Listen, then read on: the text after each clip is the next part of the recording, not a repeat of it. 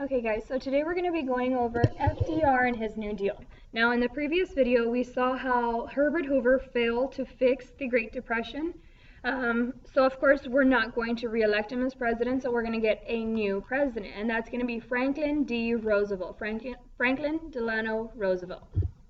Now FDR's philosophy and style, he believed that it was a president's duty to fix the economy, kind of like his cousin Teddy Roosevelt, right, that we saw during the Progressive Era.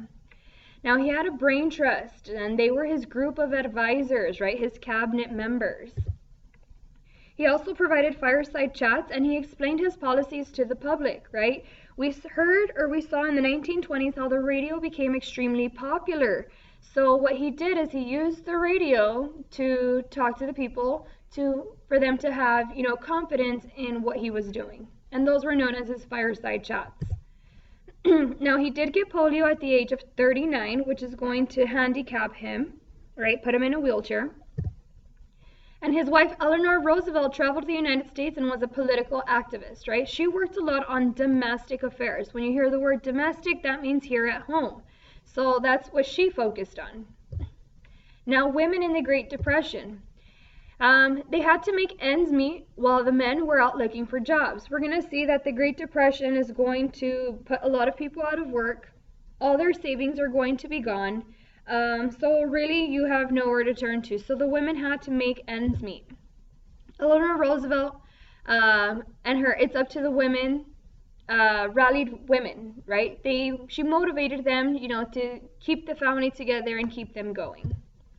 Now, Frances Perkins was the first female member of the U.S. Cabinet, and she was appointed Secretary of Labor, right? First female member of the U.S. Cabinet. And New Deal legislation. So all of his laws, FDR's laws, were called the New Deal.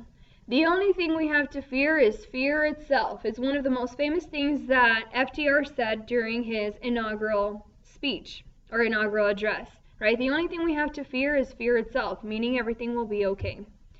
Now, his first 100 days, or first 100 days, that's what a president does at the very beginning of their presidency. And basically, it's going to set the tone or standard for the rest of the 4 years that they are in office.